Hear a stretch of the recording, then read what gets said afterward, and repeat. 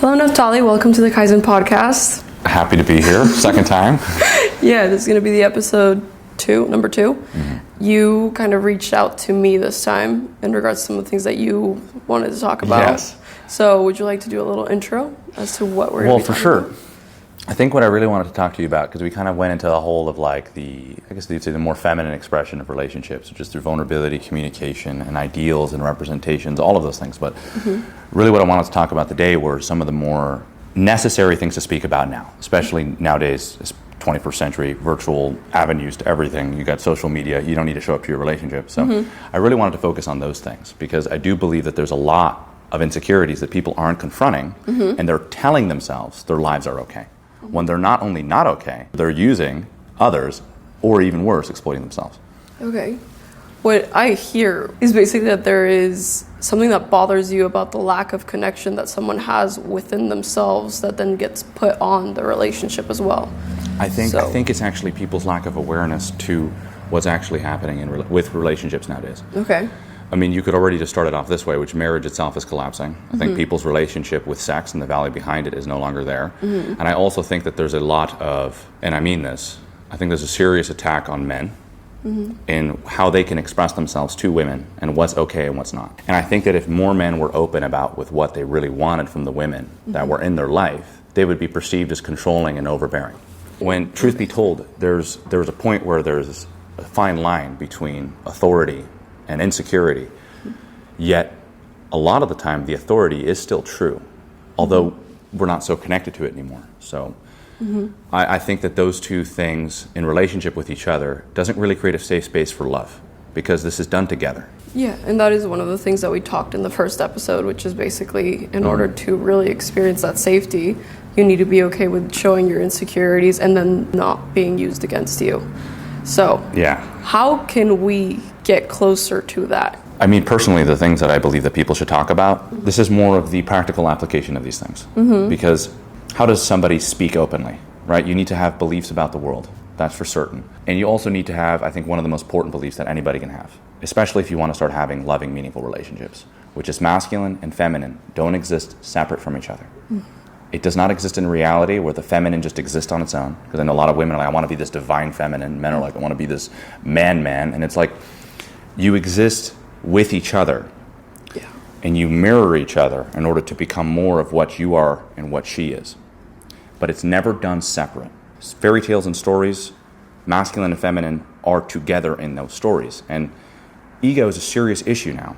And you can see how it manifests in social media. And you could also see how it manifests in how people think relationships work. Like, for example, just to start this off, one of my clients I was speaking to today, she was talking about how her perfect relationship would be if she had two individuals who can come together and both just be individuals and share a space together. Yeah. You saw how she used like the big words, like, oh, two individuals coming together, this is wonderful. And it's like, what did she really say was, what I want is to do my own thing and have somebody at my own convenience. We are two separate things, going two separate ways. The ultimate shift is to look at your partner and yourself as one. Yeah, because otherwise there's no connection. Where is that nowadays? Yes. It's all about the individual, and they're taking the thing that society functions on, and they're deconstructing it. And they're using, oh, well, I'm an individual, and he's an individual. It's like, no, you're an individual, and she's an individual. You are one. Together. And that is the ideal that we are trying to explore and really define, because most people don't understand that concept. But what I hear you trying to say is that the man confines the energy of the woman, is a container for it, so that she could create the space within there and be chaotic in a way. And but there's so much surrender in that. You are surrendering 100%. To the vessel. Like, whether you like it or not, you are going to surrender to your man. If you don't, two things are either getting in the way. You have a lot of beliefs that you utilize to protect yourself from inevitabilities of life that make you very vulnerable, right? I would say the other is just, there's a lot of resistance to men as a whole. Yeah. You know? Based on insecurity. Different type of insecurity that men have, but it's still based off of an insecurity of not feeling secure with the person that you're with. It's very fear-based in that, to really trust somebody with yourself and make sure that they are going to be the ones that will look out for your best interest. How would you provide that for a woman Like according to the divine masculine that you were portraying. Yeah, right. Well, we all try to, we tell ourselves. I don't know if I was telling you that earlier today, but it was like this whole thing, well, I know my darkness, right? Like I'm a divine masculine. Like all of these things they're too conscious at this point, and people start identifying with them opposed to understanding what exactly we represent through our authentic expression as ourselves. When you're authentic, these things tend to happen. When you know who you are, you typically are connected to the aspect of yourself that is that. Like if you asked a guy 100 years ago, are you masculine? He'd be like, excuse me? Right? Like when you ask that now, people are identifying with what it represents because there's power in that. So really there isn't a high level of consciousness that we're dealing with. We're dealing with the opposite, people that think they have a high level of consciousness, but really it's lower than it's ever been throughout human history. That's dangerous. It's really dangerous, and it's disconnected from the one thing that we've had throughout all history that we don't have now, humanity. So you're asking a great question. I just don't, if you could say it in like one sentence, like what would that be? Because you're talking about male insecurity in relationship to female insecurity and creating a space that's constructive. Was that it? That's basically it. Yeah, like how do you even start? How do you start there? Yeah. No, you start with yourself, right? Okay, well then this is like very similar to what we've already talked about. Well then, what are the impediments to that? Okay, you're a person, you're born with traumas. Now these traumas begin to manifest themselves the way that they do. Right? Well, no, actually, you're a person, you're born, there's tragedy. Those tragedies create these traumas. Those traumas begin to shape you. Then you begin to identify with those traumas. That's a certain level of awareness that you have. Now, what's happening now is nobody is even being told to investigate those things, that these things are just normal. And I find it so convenient that often one of the best ways to avoid all of the self-development and the growth, which by the way I believe is a moral obligation for people to discover, to know your wants and to know your needs is a moral obligation. You need to know what that is. And if people don't, well then this is where it resorts to. Your insecurities are in the front seat. And it just so happens to be that some of the things that we have nowadays, including social media, which I think is one of the biggest things that's deteriorating relationships, and I think even, by the way, just deteriorating who we are as like human beings, has gone unchecked and unaccounted for. Because if you ask most people now, oh, you don't have social media. If you asked that 5 years ago, people go, what, you don't have Instagram? Right? You don't have Facebook? Like what? Who says don't have Facebook? But people talk about how important that is. And then now we're actually in a phase where people are separating themselves from that because they understand that it's stopping them from actually tackling the insecurities. And this is the whole thing in relationship to Instagram. You take a very pretty girl, or how about this? You create an unrealistic beauty standard for all women across the board, right? You get them to externalize what beauty is through a photo. And beauty, well, of course, the more revealing it is, will start to communicate a bigger message of, wow, she's so beautiful and so confident. What do you think that is? It's basically an insecurity. Yeah, it's an insecurity. But if you look at Jennifer Lopez, she's like half naked all over Los Angeles, right? What most people look at when they see that is, go queen. Yeah. I wish I was as confident as you. What I'm identifying here is that there are needs that we have to meet and a lot of conversations that are not being had with stability. So in relationship to what you were saying earlier, there's an absolute necessity for security around this kind of expression so that people can understand it, because it has nothing to do with so much about, oh, I want to be on camera, or I want to be an actress, or I want to be a model, I want to be a bikini model, whatever it is. It has to do with things on a much deeper level that allow people to connect to themselves and have the thing that they want most, a loving relationship. So do you believe that by someone expressing themselves in that way, by showing off their beauty in that way through Instagram or whatever it may be, that they are robbing the opportunity to be authentic within a relationship? Is that what bothers you? Yes. So now back into a relationship with men. Let me tell you something about men. Men reject everything about themselves that is dangerous, aggressive, and hard to be around. Those are the same exact qualities that make men valuable. Okay. Disagreeability, aggression. I would also say they have a level of rigidness based off of the beliefs that they have, that they believe in. You don't want somebody very suggestible. They're not very suggestible, and I would say that they're very tough, right? So you have all of those characteristics, and now take it for the one thing that men are made to do, which is to protect and provide for women and children. Yeah. There's a certain point where these two things seem to perfectly clash one another. And there's a lot to kind of scrape under this. It is a really massive conversation. I wouldn't have had this with you unless I thought it was really, really purposeful. And I believe it's one of the reasons why we met each other. 100%. So, yeah. A lot of the times men reject, I would say actually most of the time, men reject who they are, what they are, how dangerous they are, the darkness they have with them, and instead they kind of pick the nice guy approach. The path of least resistance, right? Which we understand is the path to you becoming a nice guy. So just already becoming manipulative, psychotic, narcissistic, and all of those things, right? Because the resistance shapes you. And even in my life, I had to realize who I am.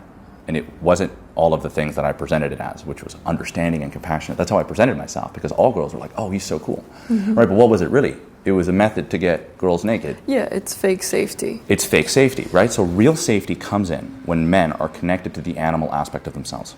Yes. Now, when they are, they will start challenging the avenues that a lot of women have taken upon themselves that are actually not an opportunity for them to confront their insecurities. Okay, but that is only created when there's actual safety. Safety in what? Emotional safety. Emotional safety still needs to be established before that happens. That's part of what a man provides. He's not really masculine unless he has a connection to his feminine. Yes. The feminine has an emotional expression. And the man needs to be familiar with that in order to give a safe space to a woman. Yeah. So more or less, is it the place that he spends all of his time? No.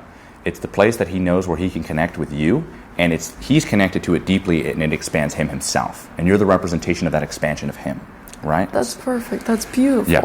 So creating the security in a modern world is very, very difficult because you need to be confrontational. You're going to have to get down to the bottom of what people's behaviors are, by the way, which now in most day and age is just what do I need to be accountable for, right? You can go ahead and you can blame the patriarchy. Like I just heard that today, you know? Yeah. And it was like, well, that's not a great argument with me because we're going to talk about how you use that to protect the things that you feel about men in relationship to yourself. So what I do believe that this all starts with, I believe this all starts with knowing who you are. If you were to ask a majority of men who they are and a majority of women who they are, nowadays, it doesn't exist. Yeah. So that lack of consciousness compounded with avenues that are rewarded, what do you think that does to men and women as a whole? Just creates more and more separation and a lack of connection. More separation and a lack of connection, and the worst part, less freedom.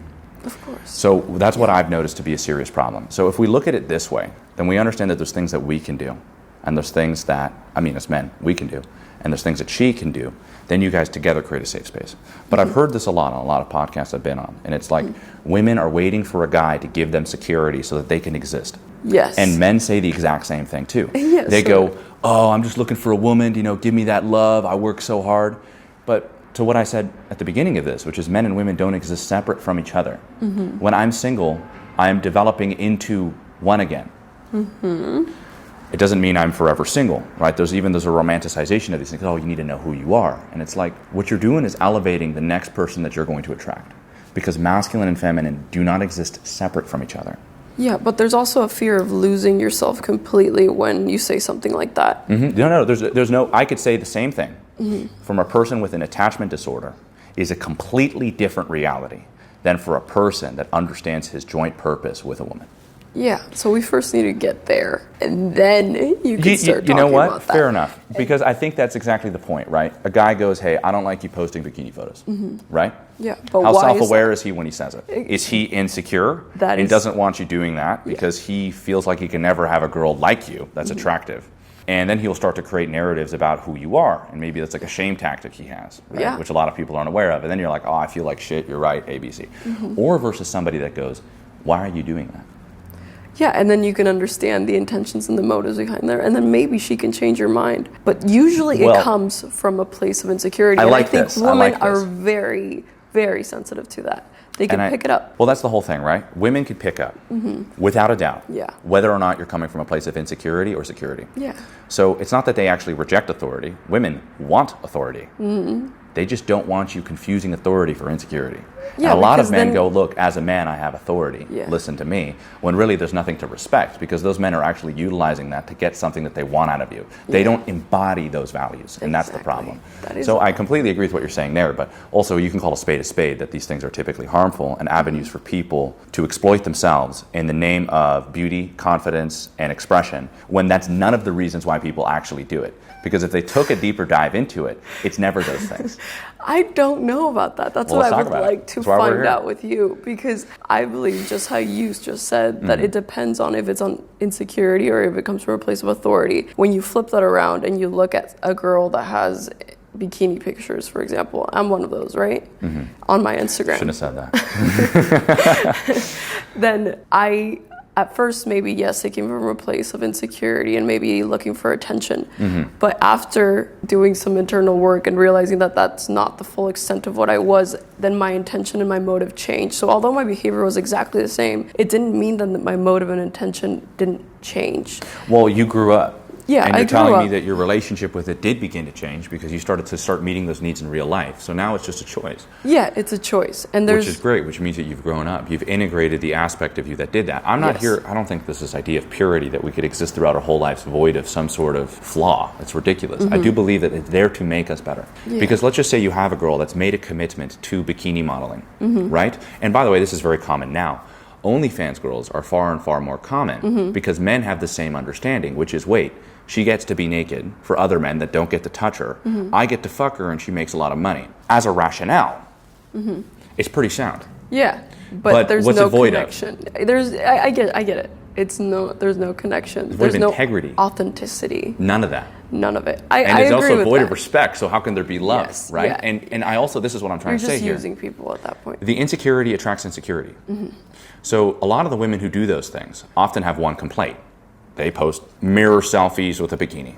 Who are the kind of guys that they attract? Guys that have a problem with that on a subconscious level, but they don't say anything about it in the beginning, and they then say things about it later. Now, the bikini model girl takes another fucking mirror selfie, and then a very masculine guy comes in and goes, what was that? She can go ahead and just project all of those things onto him. But really, the problem isn't that the guy said, hey, I don't like that behavior. It's that there's guys that say they're okay with it until they're not. Yeah, and I agree with that. And that's the whole problem. Yeah, but there are guys that supposedly are okay with that. And to you, you would say you just don't know yourself enough to know that you're not okay with that? Or what? Yes, what is it? yes. So that's kind of the whole thing, right? How aware are you of the things that you do, right? That's also huge. It's a great question to ask. Lots of people And then don't. because even for me, when I opened up Instagram, it was to fit in, right? Then there was a certain point where I became hooked. I started just enjoying the dopamine hits that I'd get from it, or even started using it as a dating app, right? There's a beautiful aspect of it, which is you can meet people, you know? That's real, and I think that anybody could do good with it. But I've noticed that there's a certain point where it becomes disproportionate, out of balance. It's no longer being used to create and to connect, which was the intention. Yeah, exactly. Like, I think it's very important to look at the intention and the motive of the person, even the bikini model, because although it might have started in a way of like looking for attention. How could you integrate it? Beauty can be appreciated. It doesn't demand for attention. I know that. Well, then this is what I told you earlier, which is beauty is something that is to be protected. To be protected from Not a exploited. masculine standpoint, but for women, It's to be expressed. Something to be expressed. Which is why we work in harmony with each other. And if you see that that's how it works, then we're not looking to exploit the feminine. But it's also relative to the masculine, which is relative to the feminine. These things are done collectively. So basically, like, if you have a really pretty piece of art, yes, you usually go and put it in a museum, and people go and look at it, and they appreciate it. The frame within itself, the picture or whatever it may be, is not asking for attention, but it is just there. And there's a certain beauty to that I think can be communicated through Instagram. And it just all depends on the intention and the motive of whoever uses the tool, right? At what point does it stop serving you? I understand that it doesn't necessarily serve And me. at what point will you start pushing away men that have your best interest for you, right? Okay, yeah. There's a value. I think that's what we need to get key. to. That's what we need to get to. Okay, go for it. What is it we need to get to? Basically, until what point am I sacrificing connection and authenticity with a fully integrated man by posting bikini pictures? And I would say just across the board, that men that say they don't want something from you, stay the away from. Every man technically, and when I say technically, I mean literally, needs something from their partner, right? Yeah. And there's also a certain point where the connection that the woman brings is for that man exclusively and exclusively him. Now this is where people lose their mind. But this is exactly what makes a good man, which is that you can trust him with everything. Now, I can't really say that in today's world. It's today's world. There's a lot of work to be done. But that is the ideal.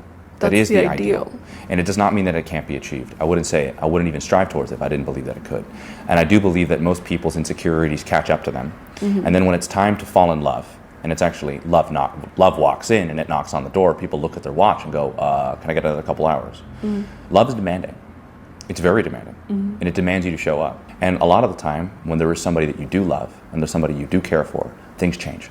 And I really wish people realize that. that your life is not going to stay the same when you're with somebody. And if there are aspects of you that you hold on to, then those will be your life. And you won't find love. Yeah. Because love transforms. It is quite literally what we are here to feel and experience, because it changes the way that we see the world. It changes our beliefs about reality. And I think most importantly, it allows us to grow, because that is the source of all growth itself, is love. So there is a sacrifice to be made. There's absolutely sacrifice to be made. And I think, like for example, like a single guy. Let's take it for guys. Porn's harmless. Is it? I don't think it is. Why not? Because you're robbing the authenticity and the connection that sex provides by using somebody on a screen. But she's not real. Masturbate yourself. Yeah, but the feelings that you're feeling are real enough for you to feel them, but they're not real enough you don't for want to you be the feeling police, actually fully have them. Well, I was taking porn as an example, right? I think porn for men and social media for women. For women, when they utilize social media, they don't have an opportunity to confront their insecurities around attention, because that's exactly what they're getting via it, right? And then also the second thing is, for men, in relationship to porn, right? A lot of men think it's harmless, and that's the whole problem. It does the exact same thing. It's coming from a place of, it's purely coming from a place of no connection. And I really think that people need to challenge themselves and accept that connection is difficult. And I could say that with my hand highest. I even struggle with it. Porn has had serious consequences on my life. Because once you're done with porn, it's promiscuity, right? And then once it's promiscuity, you've created a split in who you fuck and who you love. And then now you're like, oh, how can I bring my heart for the person that I love? And it's hard, right? So there are consequences to our actions. So I don't think that these things are as sweet and harmless as we think they are. Yeah, but there's different components. I think that's one component, and you do have a lot of reasoning behind that. Like, I understand where you're coming from. However, there is also the fact that, like, what a woman is and their perceived value is usually expressed through beauty. Just how you drive an Aston Martin, and that's how you get attention. It's the same thing. It's the same thing. At what and that's point how am I you getting a car for externalize attention? But you at what externalize point it. am I getting a car because I want the car? Exactly. That's what we're talking about, intentions and motives at this For point. sure. And I think it's very similar to the Instagram message? perspective. This is something that a perceived value that I have, and it's something that needs to be expressed externally. So when somebody posts on Instagram with that, I'd be okay without my car. And I'm sure like an integrated woman would be okay without posting. An integrated posting. woman would be okay without posting, which is my whole point. Because this is the thing I hear from all women nowadays, and I'll just say it outright. Where are all the masculine men? Well, I'll tell you. The second you meet them, you run and hide.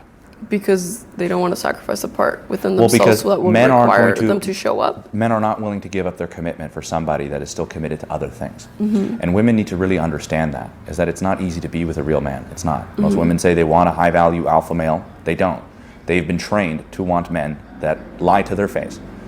And that needs to be challenged. And what I mean by that is that there's a certain point where we have created this discount male thing that can now just exist in today's day and age, which isn't true. We've just found different avenues to be dangerous. And if men are not aware of that, we have a serious problem.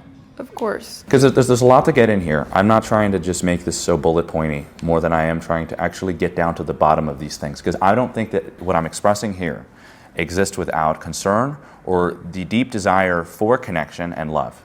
I believe that that's not being brought onto the table with us, and I just want to make that very clear. As that these things do not help people get what they want. And the reason why I know I don't have any insecurities around this is because I'm able to realize I have no problem walking away. How many men do you know now can walk away? It's from me? Yeah. Oh, none. And there it goes. It's your problem, is that most men are going to resort to manipulation and hurting you one way or another in order to get you to be what they want you to be. And then when you ask them if they're aware of their capacity, they'll play this weak crybaby shit. Yeah. And this is not just for very few men.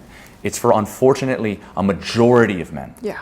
And of course there's a world where women are looking to security outside of men. But guess what that happens? Why do you think that happens? It's, for example, you look at a young boy and you're not telling them to go for responsibility. That will happen. You look at a young woman and you tell them you don't need a man. That is the worst thing you could tell a young woman. Yeah. Because you are teaching them to not pay attention to the quality of man that they need. So you them over and you men over because now it's about conquering women, not about protecting them.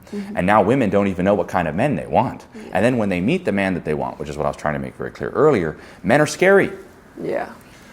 And they're not willing to give up their old ways for the man that they don't know that they want. Yes, and by the way, you can even blame social media, pornography, and and a world where you don't need to show up to all of the insecurities that you see in men nowadays. And I also think that there is an aspect of a hurt feminine in which they would much rather prefer a man that is sweet, easily controllable, and that they themselves can manipulate. I'm talking about a mother-son dynamic at that point. Oh, interesting.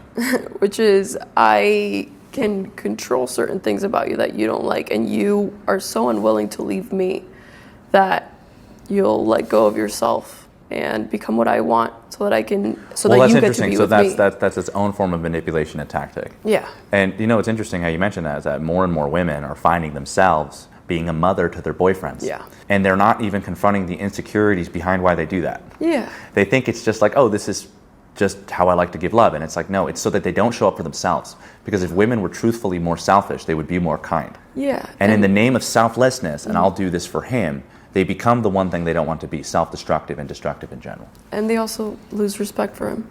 Oh, of course. I mean, the respect is already gone, but that's a perfect opportunity to control a man, right? Because if you don't respect him, what ends up happening is you begin to realize that you have nothing to lose around him.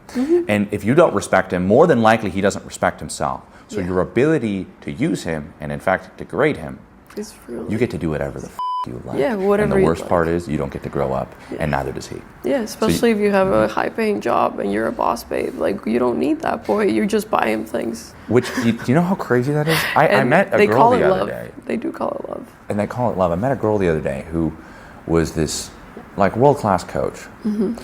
And she told me, I was like, oh, what are you doing tonight? And this is a while back. And she's like, oh, I'm just busy. I'm like, busy? I was like, tell me about this. I'm like, we had a great date the other day. You want to see me or not? Right? And she goes, okay, well, I'll tell you.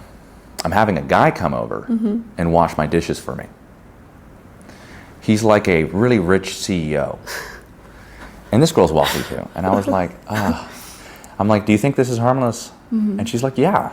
And that told me everything I needed to hear, right? And the same thing goes for men in relationship to porn. Do you think that's harmless? The lack of consciousness behind the actions is a byproduct of people not having a value system. Yeah.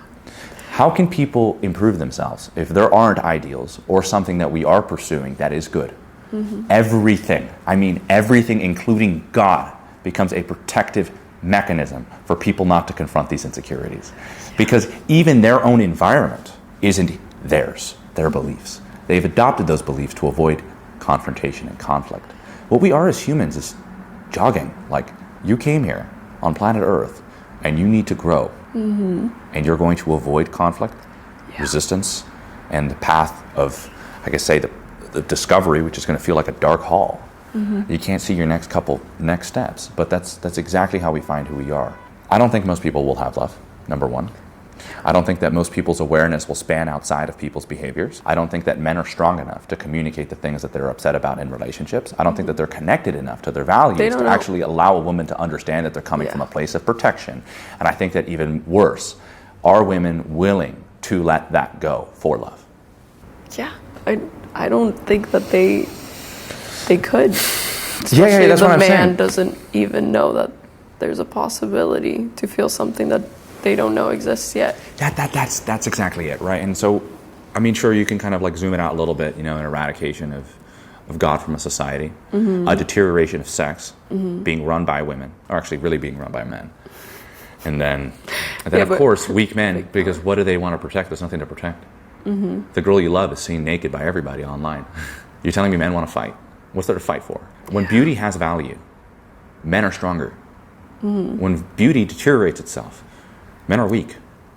Yeah, and it takes a man that really understands God and right and wrong to do something right. Let's get a little bit into that, because to me, in this specific type of conversation, not exactly thinking about what evil and all the highest good is, but in this specific conversation, what is good and what is bad is based on what you want out of life. If you're surviving, yes. Because if I truthfully wanted things out of life, I'd lie to you.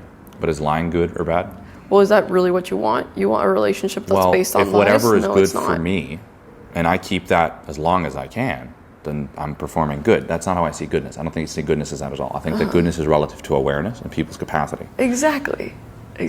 So wouldn't it be safe to just have somebody chase that desire until they get tired of whatever it is that they're experiencing in that moment, and then they have an awakening into a higher state of consciousness, because people are doing what they want because they believe that is going to get them the result that they want. And yes, and so who's telling them those things that they believe that will get them the result that they want, right? Yeah, probably society or some type of like indoctrination from the system, whatever you may call it.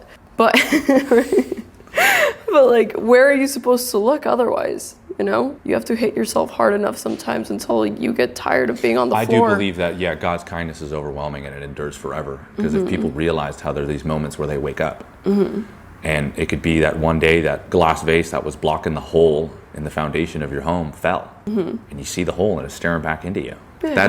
Those are the kindest moments in your life, where you lose your job, where you get physically injured, where you go through a breakup. Yeah. That's where we wake up. That's how I woke up.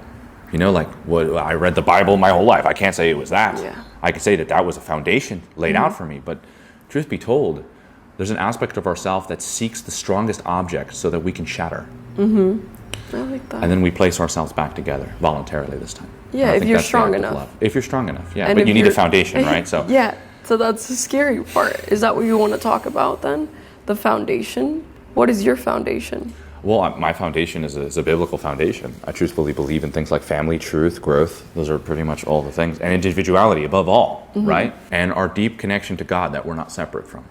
Those are all things that I believe in. And that was my foundation that allowed me to hit that hard surface, shatter like glass, and voluntarily put it back together. Because I was unconscious. No matter how great my foundation is, people still go, great guy. Why do things still suck? Because there's not a level of consciousness behind it. How can I actually realize any of the things that I am? Intention. The choice to show up for that life now. Okay. This is the foundation that people need to have if they want to have a relationship, because then they wouldn't just look as women as something to conquer. They would look at them as something to protect. And they would also look at themselves as something to access in order to not just satisfy the mother, but the wife. And it's constantly evolving. There's so much being asked of people, especially if they're willing to communicate. Think about how far you can go with a strong foundation, especially with somebody who wants to see their own heights. There's nothing you can't do together. There will be things you have to let go of. And you, when I say you, I mean like us, will have to change along the way. And that's the whole point. We are in pursuit of something so much bigger, so much greater. That is elevated consciousness, isn't it? More than this.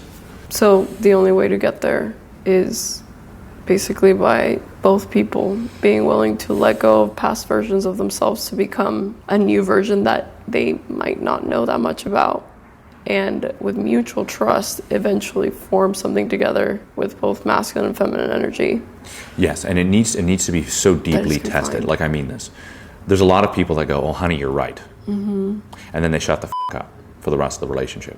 What I do believe is a serious problem here is that there's this like beating each other mentality going on right now between men and women, when really you should deeply consider each other, because that might be your partner.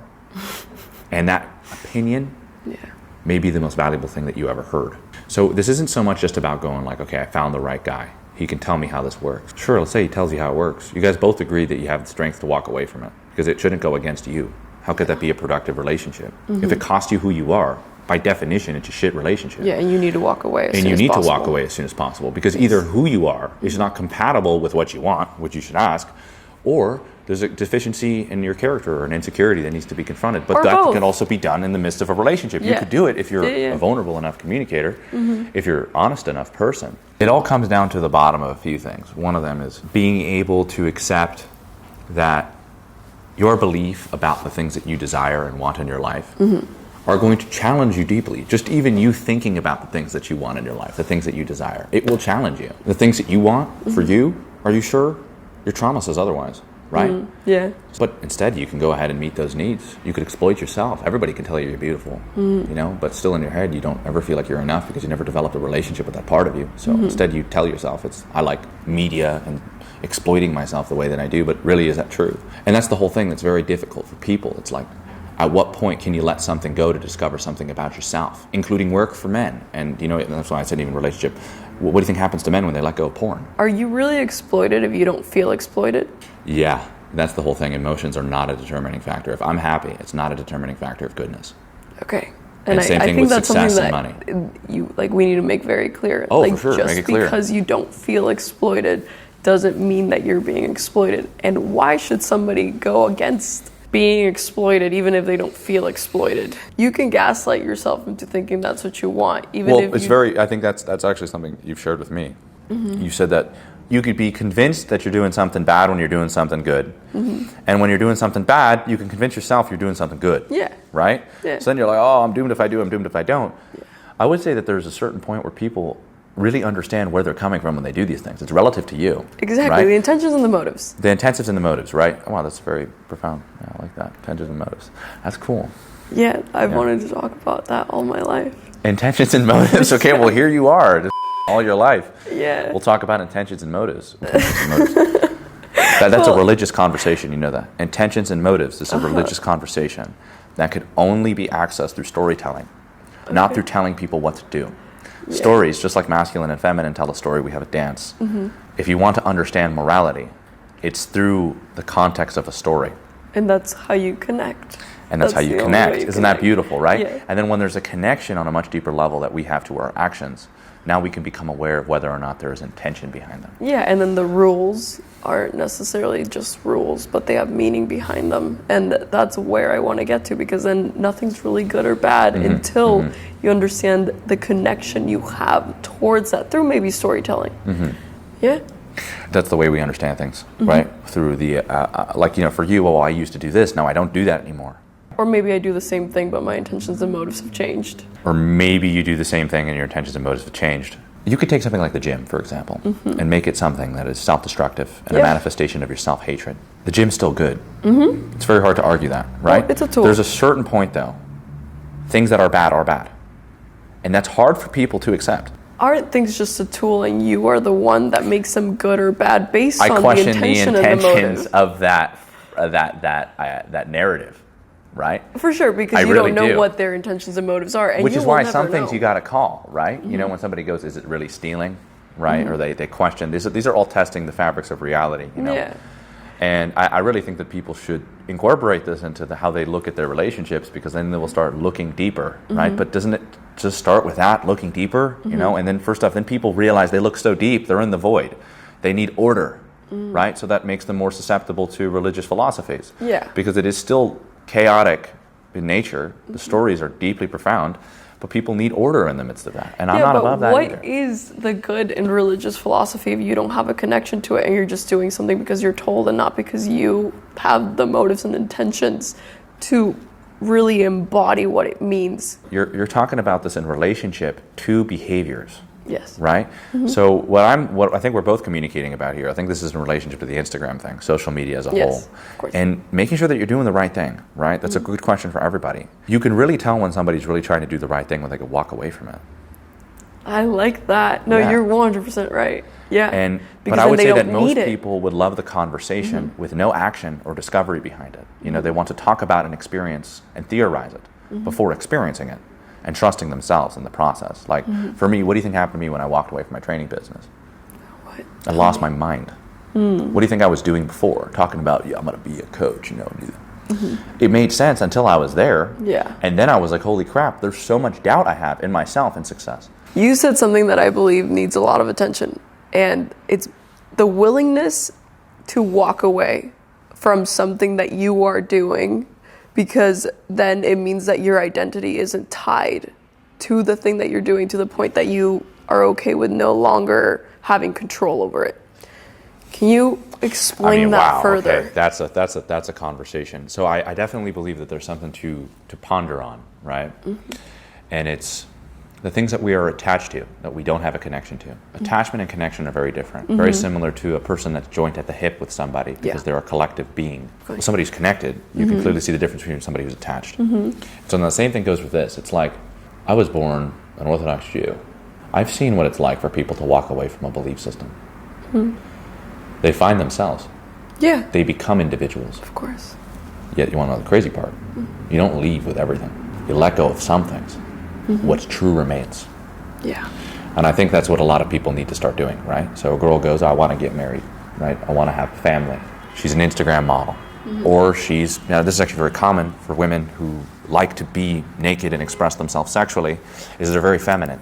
So their likelihood to want to strip on a pole and also have children is going to be like toe to toe, right? Because there's an aspect of the feminine that needs to sexually express itself within the context of safety, whether that's created through an environment like that, right? Which also, by the way, based off of male attention, male gaze, and male security, because that's what they're all providing you. And you get to experience your sexuality, which is a source of power by which women get to experience within themselves. It's fascinating. It's creative. It's just in its being. You have somebody that really wants those ideals, right?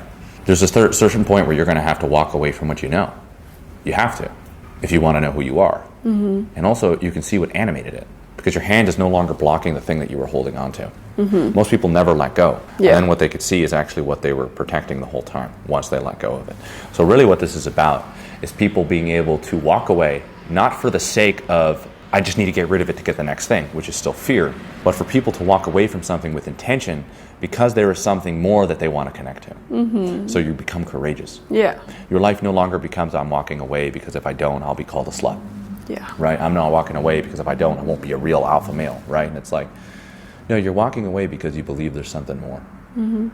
I do believe that people with higher consciousness can make these leaps and these decisions, and that they will become somebody who learns how to practice acceptance, faith, and trust. And not only will you be strong, you can actually start experiencing things that are new, and you don't need to kill yourself in order to have it. And that's what I've noticed, is that there's a lot of freedom. It's a let go of control. The way that people express themselves, there's a lot of freedom, because perhaps maybe the responsibility of moving into a new life, this is why I think a lot of people who just go, oh, I'll get rid of it for you. Whoa, whoa, whoa, watch those words. You don't get rid of anything for me. You get rid of things for you. Because I'll get rid of it for you is an expectation on how you need to behave moving forward. Which is repressed. Which is a repressed emotion that's not being expressed, which leads to an expectation. And then you could say goodbye to passion and love, because everything that they do that is an act of love has an expectation on it moving forward. Because, I moved to LA for you, right? Did you move to LA for me, or did you move to LA for this relationship? There's a big difference, right? And I think that to steer the conversation back to what we were talking about earlier, the primary focus of the feminine is going to be in the relationship in the family, through the family, and the relationships that are composed of it. When you put the woman outside of that, she becomes very susceptible to people that will exploit her and use her, whether she likes it or not. Because you can spin a narrative where a woman feels like she's in control and powerful, when really it's just a guy that told her something to get what he wants out of her, right? And that happens all the time, and it doesn't seem to be like there's an exception to the rule. So it's within the context of family. And what would you say happens when women in this way are robbed from wanting to become a mother? Basically, they convince themselves that they no longer want to become a mother, or there's no benefit in wanting to be a mother. Would you tie that to them not being taught how to be a woman, or what? They're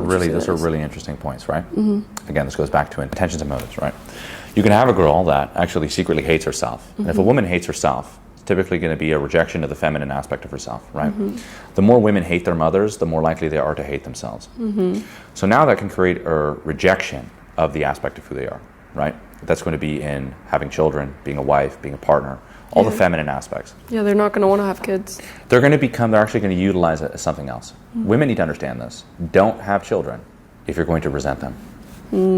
That's so deep. I said connect to motherhood and being a wife, meaning love your children, connect to the actions and the outcome of your actions. So do you understand the importance of connection at this point? And I wish if most people could hear that. Oh, I hate the idea of kids. You already know how you feel about yourself. It's just across the board. There's an aspect of your upbringing and the things that you've experienced that make you reject that fundamentally. And you're here to question them. And you're here to question them, right? Which is beautiful, because if it's true, it'll stand. What do you got to worry about, right? Maybe I'm wrong. Maybe I'm completely wrong. The whole idea of motherhood is oppressive. It's actually something that God created, because he's the ultimate patriarch, and he fucked women over, right? It could be that. There could be that, or... Of course, on the contrary, it's something to be that this is something we desire. This is something that we want. This is something that we strive towards. This is something that refines us. And it is our guiding light. It's our North Star. And there's a long way to go. And I think everybody needs to understand there's a long way to go. Because when it comes on to burdening your children with the things that you haven't confronted, it's horrible. The cycle repeats. I can't do that. Right? Because the people, I want to be a mother, I want to be a father, let's have kids, right? And then their kids are like literally just like their parents who are avoiding something. But here's the beautiful thing about children. Sometimes they'll confront the parents and go, You need to confront this thing about yourself. Yeah. Or else we'll suffer. Yeah, we'll all suffer. We'll all suffer. And then we're all in this together. We're not alone. And that's why I think people should strive towards life any way that they can have it, sustain it, protect it, provide for it. It keeps us outside of what we think life is about. I think life is about giving. If you raise a young girl, the worst thing you can do to a young girl is tell her you don't need a man.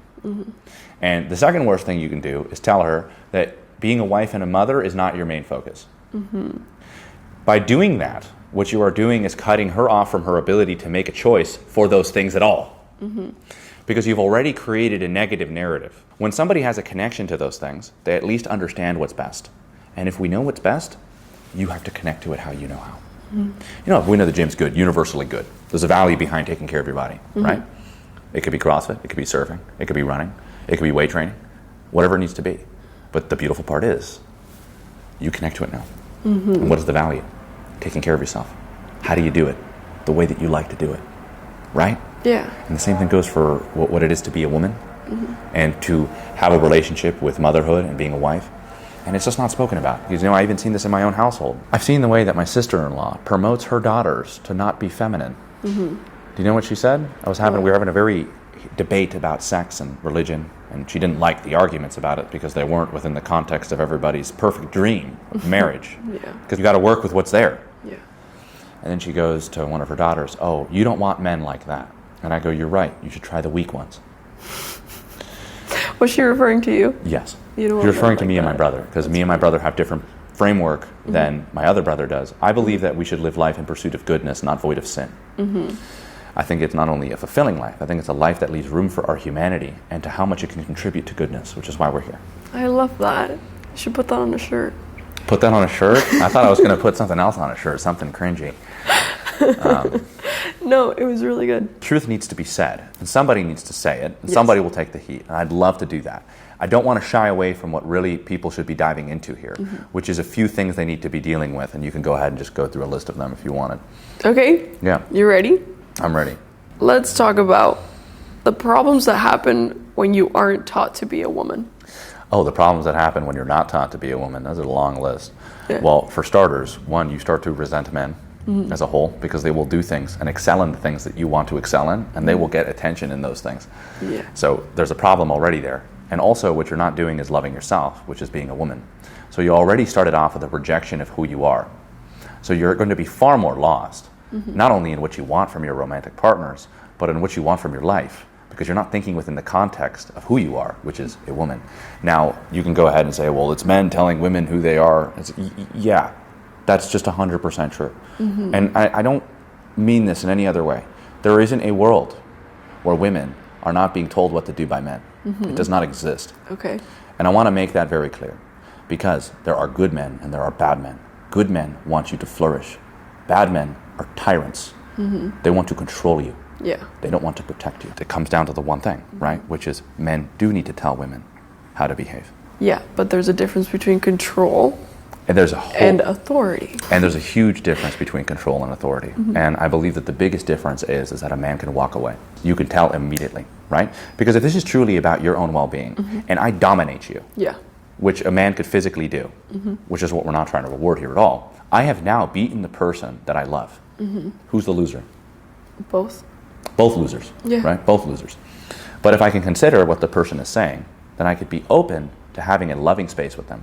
So the transcended man who utilizes his authority for good understands what his authority is there for, to protect beauty and to allow it to flourish. But the man that's looking as a tyrant is actually coming from the frame of his own ego, which is to put you down to make himself feel larger. But to think about that and how sad that is, that there's no horrible. connection at all, and the He worst must part be is really little. well, you know how he feels about himself, but ultimately when you're experiencing those things, it's way worse. You're being conquered without purpose.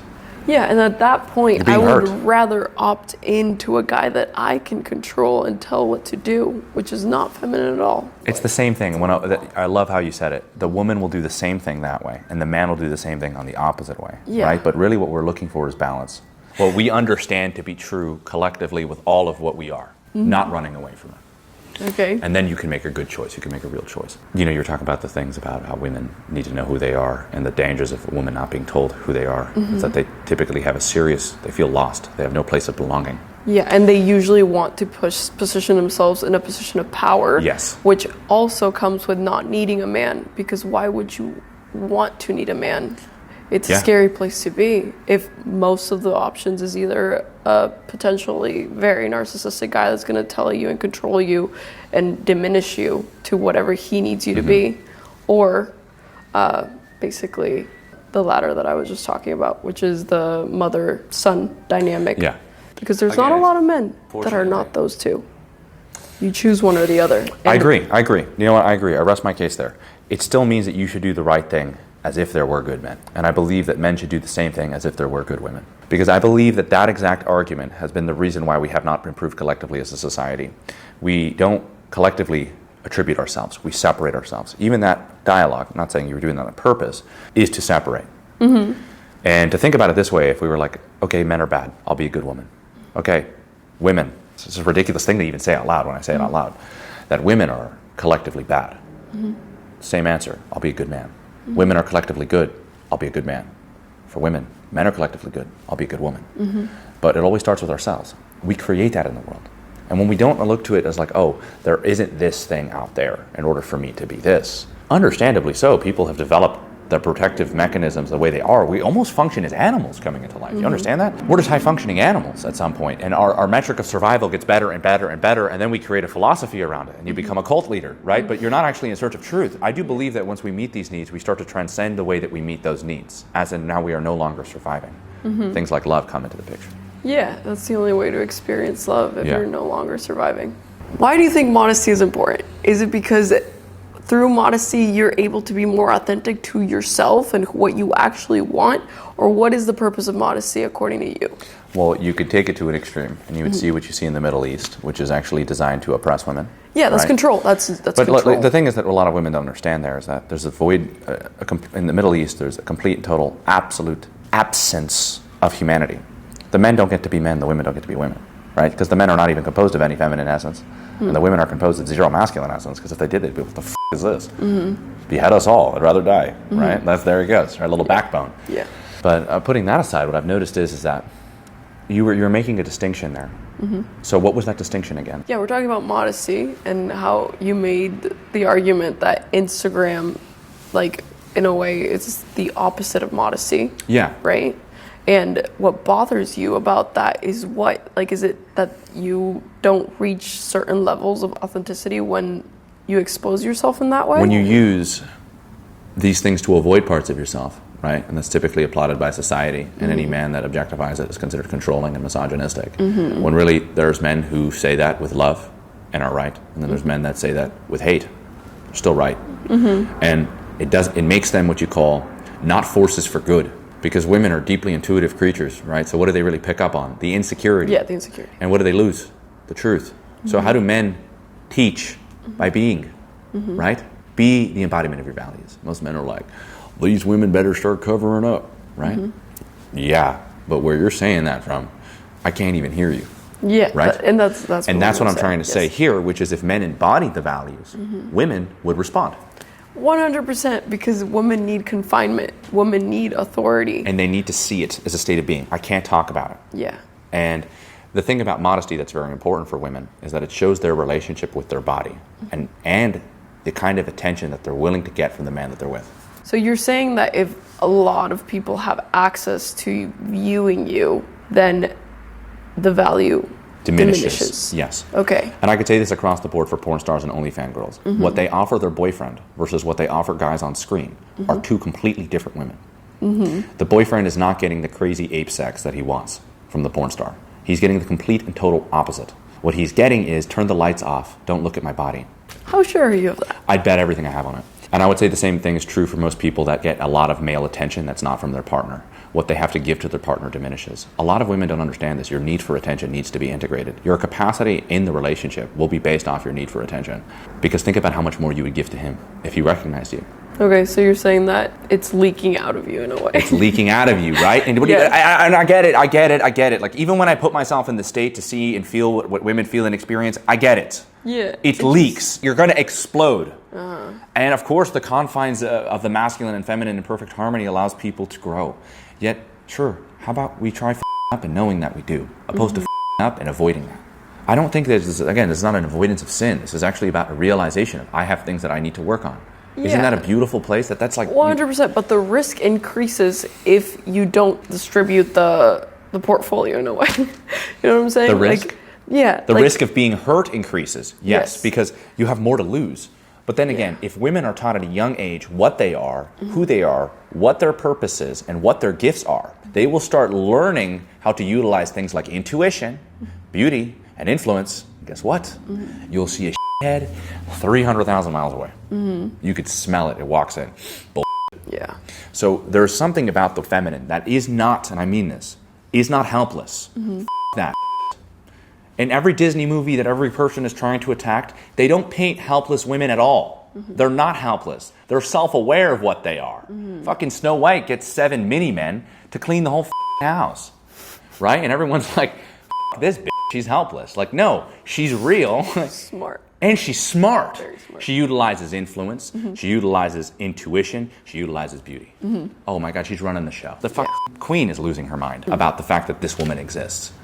So it's in relationship to beauty, isn't it? Yeah. This helpless woman thing is absurd because it doesn't really exist. It doesn't exist. A helpless anybody is a problem and a liability.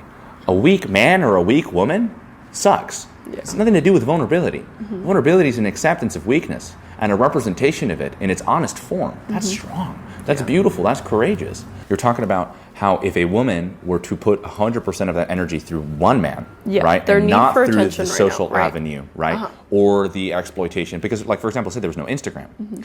You want to get attention from men? Wear a mini skirt, right? Now you have the opportunity to do it on both ends, right? You could wear a mini skirt and you could be on Instagram. What do you think you're going to have to offer men? Very little. Because females' energy is through their body. They hold life through their body. They feed through their body. They express through their body. Women's relationship with their body is a completely different relationship than men's relationship with their body is. Women have an intuitive aspect. Like, okay, if men have an internal, women have an internal.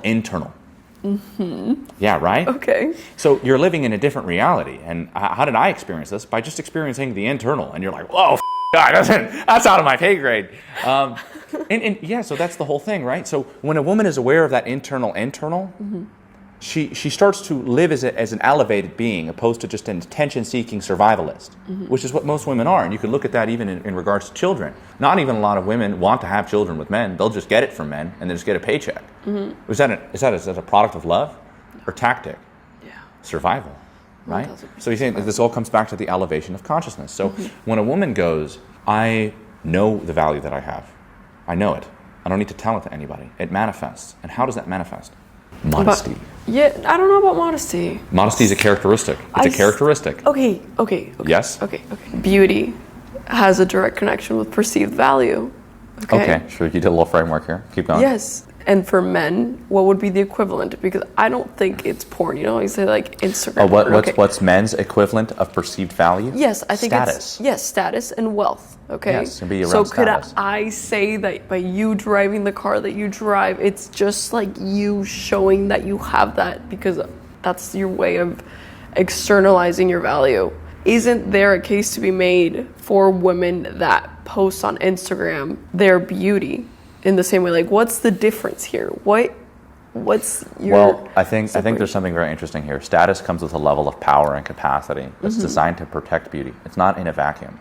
Because, like, you take the guy that's in a vacuum with a Rolex and the sports car and the muscles, you know, he's egocentric. He's, like, actually useless. As a male, he's useless because he serves no utility. What is his utility? Yeah. Self-servance, right? That's kind of boring, right? And the same thing for the woman. What does your beauty serve and function of? Yeah. Okay. That's a very good point. And I mean this. It's in commitment to the man that she's with. Yeah. It now serves an elevated function. The alternative, and I didn't make the rules up. The alternative is everybody gets a piece of it, and you got nothing to give to the man you love. And what would be what would be the man side of things? The man side. Well, would of course, it be like he becomes a Peter Pan. He never grows up. So he and never he's gets to sleeping see with a lot of women as well. Well, then there you go. You already have a serious problem there. I don't promote that whole thing where men can just go around and sleep with a lot of women and it just ends based well. off his status and wealth. Yeah. No. Well, that's called a boy. Right? What is he doing with his status and wealth? He's there to conquer others with it. So he gave himself a bigger punch to knock people down. What are you doing with your hands? Fair. I feel like that's lifting others up, right? Isn't that what we're here to do? in direct relationship with one another, beauty in relationship to the capacity, right? And also in protection of that beauty, which goes The into confinement. that. And then what is that the one thing all women are looking for is that confinement, right? Yes. And by the way, what do you think you create? There's so much polarity there. There's so much mutual respect. There's so much love. There's so much desire. There's so much to work with. And by the way, I can guarantee you one thing. There's so much love. Because what you are isn't just, oh, that's my boyfriend, Johnny. Or that's my wife, Julia. No. You're in the representation of the divine. And you weren't even trying. That's so nice. Yeah. I love that. I think I'm gonna cry. Anyway, I think you should touch on like the destruction of intimacy, and what I feel from you is a lot of anger towards the performative side. Oh, okay. Well, good call. Instagram. Good read. Yeah. And I'm happy that this came after our talk about like men with status and fancy cars, because there's a lot of performance going on, and I think that's what you don't like about Instagram. It's performative. My definition of performative inauthentic. isn't just like what you're doing is fake, because Robs real intimacy. is better than fake. It's what real represents, reinforces reality, and that you can bring goodness into this world, right? Yeah. And what you are is not a waste. You're actually made to be authentic. That is your purpose. That's what we are here to do. That's why authenticity is magnetic in every way possible. So are you saying authenticity isn't self-serving? Authenticity is not self-serving, but it's simultaneously self-serving, right? The most me thing I could do is the thing that serves my highest purpose. Yeah, and that's different, because higher purpose changes based on your level of consciousness. Completely. Yeah. And because your level of consciousness at the beginning, higher purpose feels good. Yeah. And then you grow up and you're like, feeling good is not the answer, because I've been doing this thing that makes me feel good, and now I'm feeling like shit, and I'm getting diminishing returns on that. Yeah, exactly. I think this is very important for people to hear. The guys that you watch that give relationship advice, that are very emotionally intelligent and have this cosmic ability to communicate, don't exist. And why I'm saying that is because they don't have the ability to communicate at that capacity. People like me, for example, are connected to the value system. We're just a manifestation of it, and we could communicate it with speech. Now, if every woman had an expectation going, I want a guy like that, you're all Yeah. And I can only say that because most men don't have the ability to sit down or the capacity to take it that far. So really, like, you guys do this together. You do it together. Yeah. Because I guess a thing like me, an idealized projection, you would never have to really take any accountability, because I'd be always paying attention, seeing where you're off, giving you contribution. But like, no, these are things that you do together. And if you find somebody that is, treat it with respect. And I'm sure it's at your capacity too. You guys can collectively move somewhere together. Yet the expectation that women are going to be having around a particular person who could communicate at such a high level is not true for all men. And then actually that's activated through men being given a space to communicate the way that they feel over long periods of time. And then they will become very good. The word insecurity, when a girl goes, oh, you're insecure, right? The reason why I absolutely hate that word is because the guy needs to accept the implications of it, which is you're not masculine. So it's actually a deconstruction of the things that are good about him. So if he were to tell you, you were saying, girls' night out, I'm getting plastered, I'm wearing a pink mini skirt with a white see-through t-shirt, and we're going out to get drinks at this one club, which is, by the way, run by guys. And if he says no, and then he insecure. says no, right? And I'll play it out with me, and you go, you're insecure. By me going, which what a guy could do is go, yes, I am. There are insecurities I have. That's not in relationship to this. Yeah, but Because- most men also hear that, and they're like, oh, and no, they no, shut no, down, no. right? Because if he goes, I'm Yeah. insecure, what is he accepting as the second implication? He's weak. I'm weak, Yeah. right? And so you see how they took that term, which is, by the way, so awful, because him being able to express the way that he feels was immediately shut down by her just saying one thing, Yeah. you're insecure. So what is that a metric of? People not being vulnerable and having conversations and really hearing what people have to say, like as if they consider them. Do you want to know if somebody loves you? You have a problem, they listen. Yeah, but shouldn't the guy be secure enough within himself to admit that he is insecure? Well, that's the whole thing.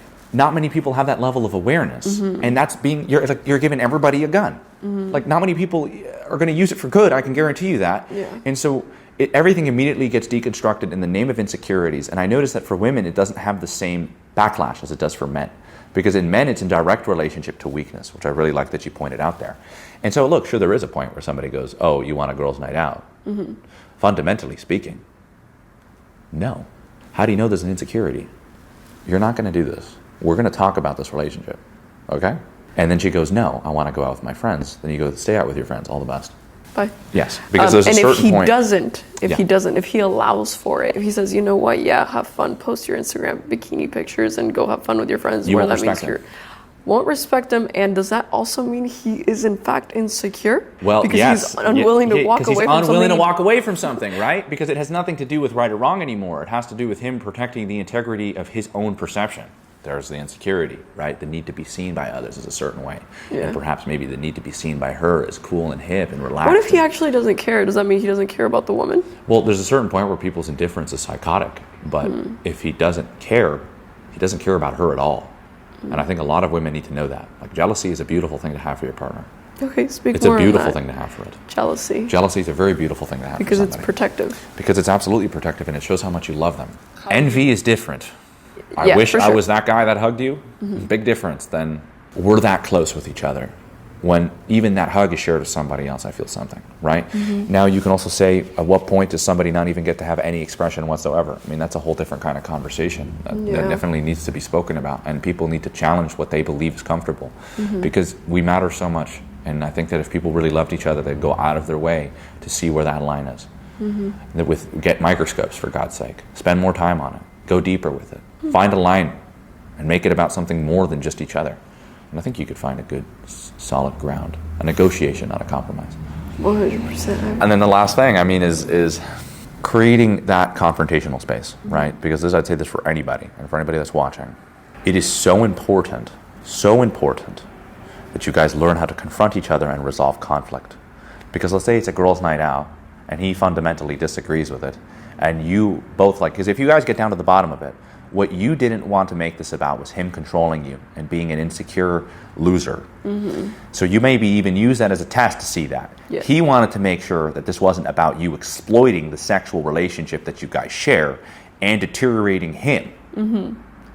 So really, these actions, these things when we go girls' night out or guy with insecurities, are really just surface level stuff, but there's core level things that could be spoken about that could allow men and women to come together like this. I love that. That's exactly the point. Men and women are supposed to integrate as one. We're supposed to. This too, I'll be an individual, we'll meet on the weekends, or I'll see you at night when we both come back from work. Bullshit, bullshit, bullshit.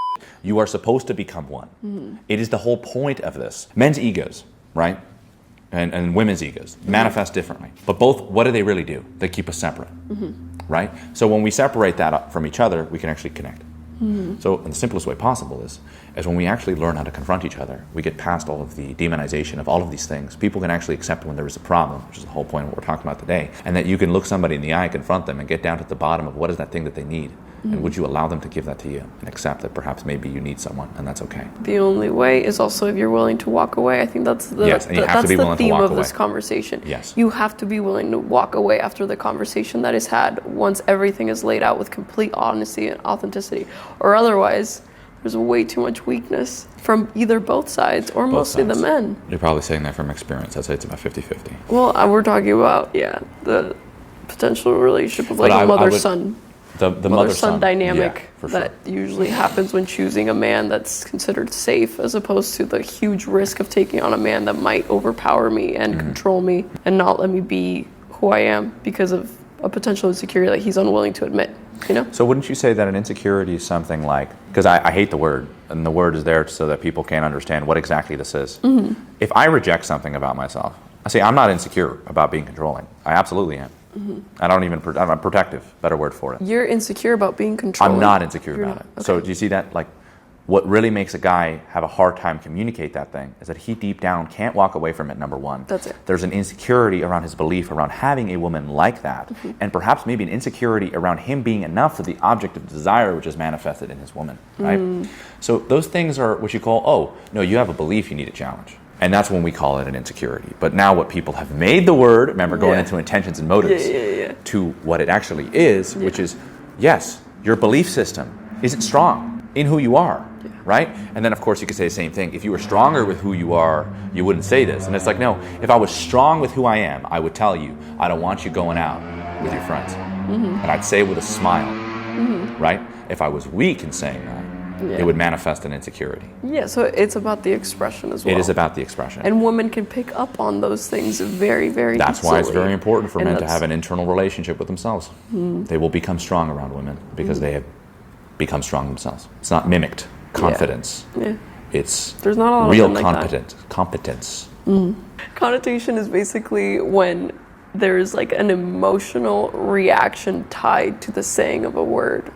Does that make sense? Yeah. So when somebody says insecurity, it comes with a really heavy connotation. And that's what you don't like about it. It's the reaction men have towards that word and how it's been weaponized by the women. Yes. It's a form of protection. I really think, these, you probably may have noticed even how my Instagram page has changed. I like the core level stuff. Yeah. How many people are there? Not many. But those people will change the world. These conversations need to go to core level stuff and for people to want to dig deeper. Yeah. That's all the whole point of today. I just wanted people to think, to open up, and to just dive deeper, but this time it's not drown your brain out with ambient music and breath work. It's like actually look at the things that make you who you are, your behaviors, and see what animates them. And then there's the intentions and motives, which really set you apart. Yeah. And then there's the emotional component that we will get to in part 3. Yeah, I'll be down to part 3. You have to understand that emotions are so powerful that they can completely destroy They can what disrupt you somebody's want. conversation easily. Yeah. Which is why it's very important. If I'm talking about, I get uneasy about sex. Sex and women I get uneasy about in my personal life. And why? Because all boys school, sent to all boys family, one mother. Yeah. Geez, we're burnt out. The feminine source is extinguished. She needs more women around, That definitely gave me a lot of that noise, and even to this point in my life, I still have noise, and I accept that I have noise. I don't think that it's a problem. I just accept that I have noise. So there's a lot of, even sometimes when I speak about those things, there could be emotions tied to it. Yeah. I think there's a certain point where women are emotional beings, so your response to the emotion is going to take priority because what you work with is with the internal, right? Things that allow you to expand on a belief level, which is, by the way, I really mean this, women's absolute necessity in being feminine is because they can work on the things that are beyond. And we need it so bad because those are the things that make our life somehow work. They make it... And they make it better. They amplify it, And it's no longer just action based off grunt, brute work. It's deep and action. Meaningful. Yes, it's meaningful. Very it transcends even us being in the coal mines. It's without purpose. Wisdom is manifested as the wisdom of your mother and the guidance of your father. Wow. That's very deep. Yeah. All right, well, thank you, Naftali, for joining us today in this lovely evening. I mean, when it comes to wrapping things up, I think the best thing to do is just how to really get a hold of both of us. We both have Instagram. Mine's Naftali Moses, very simple. And hers is, I think, her name too. You can get a hold of me through naftalimoses.com or even through her. At Liberosis by Paz. Thank you so much for watching. Love you all. And let's love to hear what you guys think in the comments. Yeah. And even more importantly, if you believe a part 3 is necessary or that would be too destructive for the way that you live your life. Thank you for joining us on the Kaizen podcast.